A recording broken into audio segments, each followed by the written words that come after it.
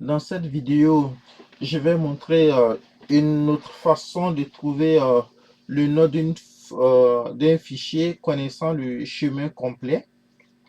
Donc aujourd'hui, on va utiliser la fonction reduce. Que fait la fonction reduce? La fonction reduce est une fonction qui permet de faire des cumuls euh, globalement. Je pense qu'un exemple vaut mieux que les discours. Donc supposons que nous avons les chiffres 1, 2, 3, 4 jusqu'à 5, la somme de tous ces 5 chiffres donne 15. Okay? Si je fais la somme, c'est 15. Okay. Donc, dans Excel a une nouvelle fonction. Cette fonction s'appelle reduce. Comme j'ai dit tantôt, c'est elle qu'on va utiliser pour aller trouver la position de la dernière barre oblique et ainsi déduire le nom du fichier. Okay. Si j'utilise la fonction reduce a besoin d'une valeur initiale. Je vais dire par exemple que ma valeur initiale ici c'est égal à 0. Ok. Donc à partir de cette valeur initiale qui est égale à 0, j'ai besoin d'un tableau que la fonction va parcourir. Ok. Et à partir le troisième paramètre de la fonction est une fonction. Ok. Qu'est-ce qu'il faut faire? Donc, ça prend deux variables, x et y. Le x, je vais l'appeler accumulateur. OK. Et puis le y, c'est celui qui permet de faire les décomptes, de faire les itérations. OK. Et on peut l'utiliser aussi pour faire beaucoup d'autres choses. Donc, je vais dire mon accumulateur plus y. C'est l'opération que je vais effectuer. Donc, je vais fermer la fonction lambda. Je vais fermer la fonction reduce. Je dois obtenir 15. Qu'est-ce qui se passe en fait? Donc, au début, je vais mettre les valeurs de x, non, de l'accumulateur, et puis les valeurs de y, pour illustrer comment la fonction reduce marche. Okay? Donc, au tout début, l'accumulateur vaut 0, ok, et y vaut 1.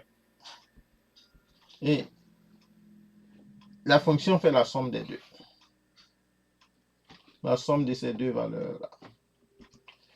Quand on passe à la valeur, à la deuxième itération, l'accumulateur prend la valeur, le total qui est là.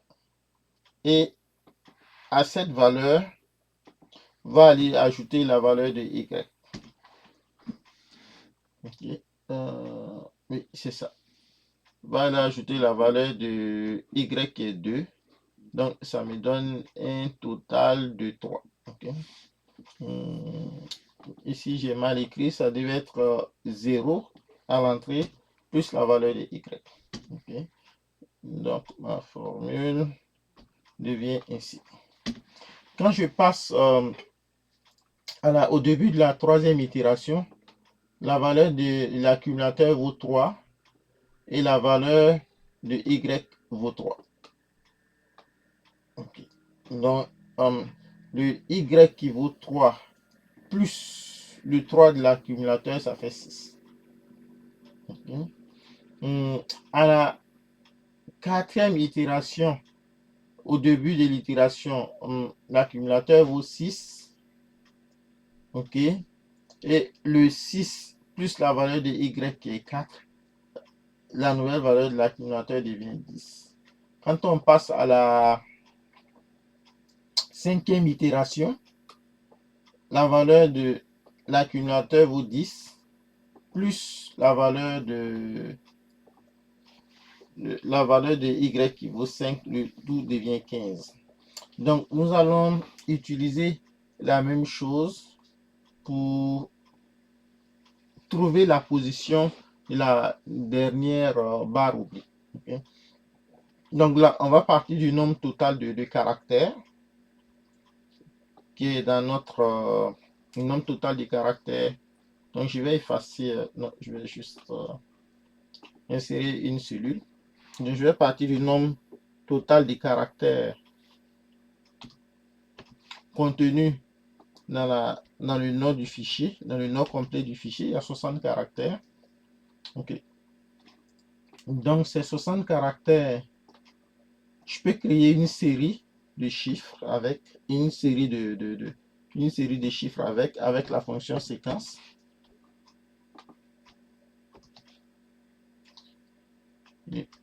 Donc, j'ai une séquence de chiffres qui varie de 1 jusqu'à 60. Okay. Ce que je vais faire ensuite, c'est de trouver la valeur de... C'est de trouver c'est de trouver la position... C'est de trouver la position de...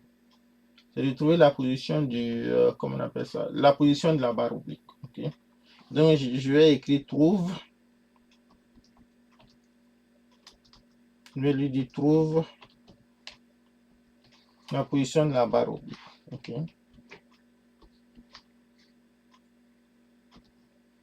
Dans le texte là. Trouve la position de la barre oblique en partant par exemple de 1, de 2, 3 jusqu'à 60. Donc je vais mettre ça sous forme matricielle. OK. Donc ce qui se passe, attends, je vais juste, pas besoin d'effacer ça. J'insère une cellule. Donc si on applique la fonction reduce à ce qui s'est passé ici, à ce qui se passe ici, OK. Ce que la fonction reduce va faire, vous dit à la première itération, on va écrire une fonction reduce qui va dire OK, on va partir par exemple d'une valeur initiale qui vaut 0. Et ce que la fonction reduce va faire, on va dire si, parce que le texte que je montre ici, la fonction retrouve, la fonction trouve, quand la valeur n'est pas trouvée, quand le caractère n'est pas trouvé, ça met valeur, une erreur. OK. Donc, pour ne pas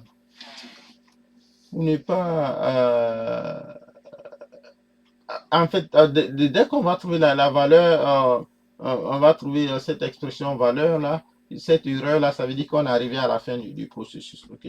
Donc, ce qu'on va faire, c'est de vérifier est-ce que il y a un chiffre qui a été trouvé. Donc, si la valeur qui est ici, si c'est un nombre, donc je vais vérifier est-ce que la valeur qui est ici est un nombre. Si c'est un nombre, donc garde la valeur. Si ce n'est pas un nombre, prends la valeur que tu avais précédemment. C'est-à-dire la valeur précédente, là, c'est la valeur comme on a vu tout à l'heure, là, c'est la valeur de l'accumulateur. Okay. Donc, si je prends cette fonction, si j'arrive ici, ça vaut 3, ça vaut encore 3, ça vaut 9. Bon, je vais la tirer jusqu'à la fin. Et vous vous rendez compte que partout où on avait les erreurs, il n'y a plus d'erreurs. Donc, c'est la même chose qui sera appliquée en écrivant ma fonction reduce. Donc, j'écris reduce. Je pars d'une valeur d'entrée 0. OK. Et ensuite, j'ai une séquence. OK. J'ai une séquence. Séquence, c'est le nombre de caractères de mon texte. Nombre de caractères du texte. Donc, je prends mon texte au total, j'ai le nombre de caractères du texte. Ensuite, je dois écrire ma fonction lambda. OK. Donc, j'écris ma fonction lambda. Et ma fonction lambda, a besoin de 2 paramètres, comme on avait dit précédemment. Ici, l'accumulateur, c'est la position. Donc, bon, je vais l'appeler AQ comme d'habitude. Ensuite, je dois faire mon calcul. Mais ici, il y a plusieurs calculs. Comme il y a plusieurs calculs, pour faire plusieurs calculs, c'est la fonction let qui permet d'écrire de faire des calculs intermédiaires. OK. Donc, je vais écrire let. Et calculer, trouver la position de la barre oblique. OK. Donc, je vais trouver la position de la barre oblique. La position de la barre oblique, je peux l'appeler P, par exemple, ici. Je dis P. Deux points, et puis après l'expression, ça veut dire, ça signifie égal. Ici, là, avec l'être, là, le deux points, là, signifie égal. En tout cas, quand on donne le nom des variables. Okay. Donc, ça veut dire que la variable P doit être la position de la barre oblique. Et moi, je cherche la cellule A3. Ok, c'est la cellule A3. Et ça, c'est de regarder, est-ce que quand je suis à la position 1, là, quand je cherche à partir de la position 1, donc mon Y au début vaut 1, quand je cherche à la position 1, mais à la position Y, ok, est-ce que je trouve, est-ce que la formule va me trouver une, un caractère qui est égal à la barre oblique. Okay. Donc, comme on a vu tantôt, si le résultat, si la barre oblique n'est pas trouvée, ça met une erreur. Donc, je vais vérifier, est-ce que P est un nombre? Si P est un nombre, je mets P. Si P n'est pas un nombre, on prenait le nombre qu'on avait trouvé au début, avant P. Le nombre qu'on avait trouvé avant P, c'est l'accumulateur. Comme je l'ai montré avec l'exemple là, c'est l'accumulateur. Donc j'ai fini, il me faut fermer la parenthèse pour let, ensuite la parenthèse pour lambda et la parenthèse pour reduce. Je peux fermer ma parenthèse, donc j'obtiens 44. Donc c'est tout juste l'utilisation, l'illustration de ce qui a été écrit de cette façon. Donc la fonction reduce permet d'obtenir notre résultat. On peut être plus, on peut améliorer cette fonction parce que là, on parcourt toutes les chaînes de caractères, on parcourt tous les caractères un à un, mais est-ce que c'est vraiment nécessaire de parcourir tous les caractères? On peut être plus efficace. On peut être plus efficace en parcourant juste ce qui est nécessaire. Ok. Donc je vais faire cette deuxième étape là en étant plus efficace au lieu de parcourir toutes les chaînes de caractères jusqu'à la fin. Dans ce deuxième exemple, je vais montrer qu'on peut ne pas parcourir tous les caractères puis obtenir le résultat. Attends, ok. Si je trouve pour ce faire, je vais chercher le premier caractère, ok. Je vais dire, ok, trouve-moi la première position de lambda. Trouve-moi la première position de la barre oblique en partant de 1. Ça me dit que la position est égale à 3. Mais si la position est égale à 3, je vais regarder est-ce qu'il y a une autre valeur encore. Ok. Donc, je ne vais plus compter, je vais partir à partir de 3, à partir de la position 4 jusqu'à la fin du texte. Est-ce qu'il y a une autre valeur de lambda? Donc, je vais lui demander de chercher. Donc, je vais écrire un trouve encore. Trouve. Toujours le texte qui est cherché, c'est la barre oblique. Et où je cherche, c'est dans A3, je vais figer cette fois-ci.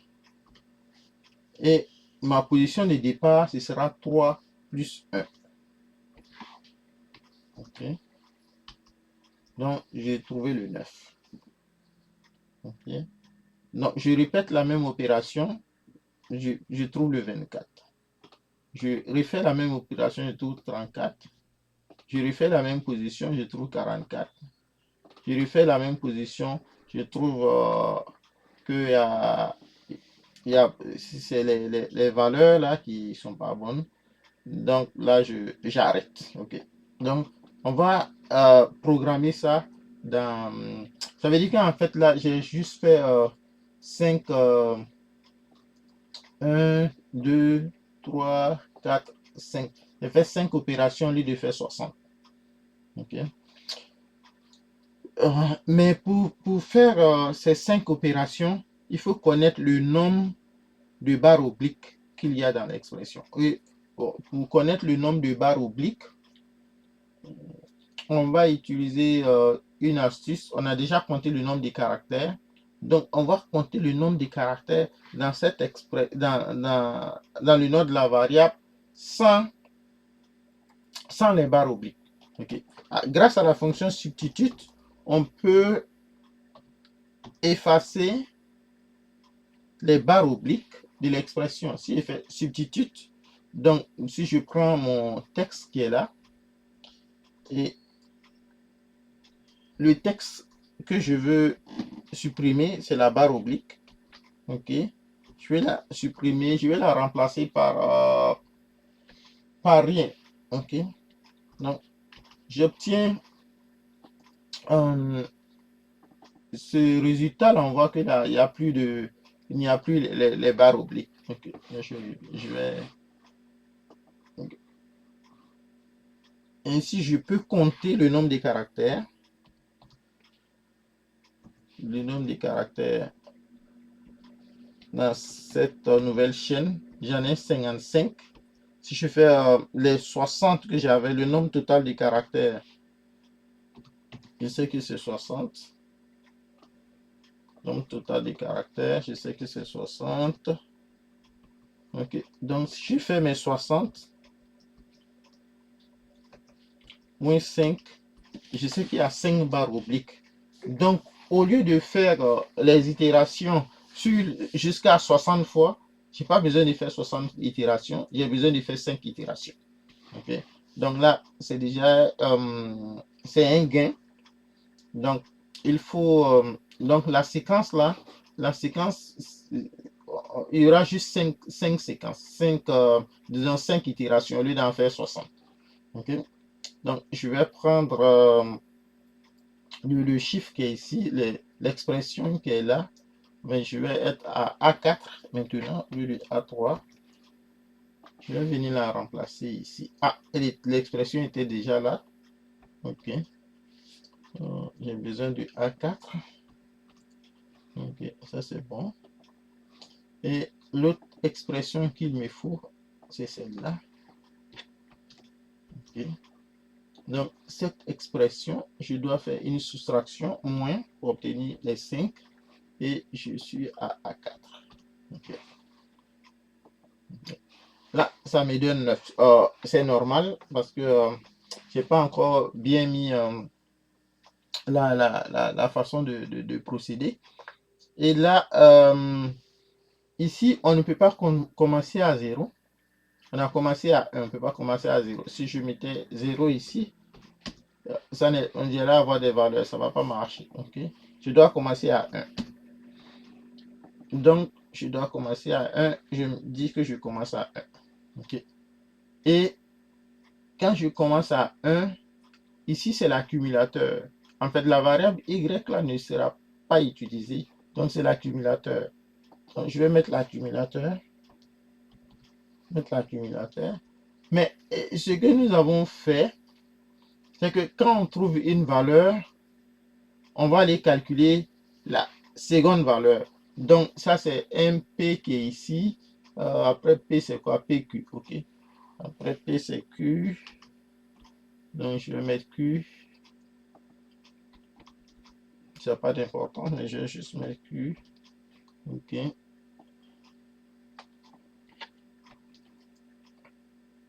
Ce qui a été fait tantôt, c'est que quand on trouve une valeur, on lui ajoute 1. Donc, je fais P plus 1. Okay. Je fais P plus 1.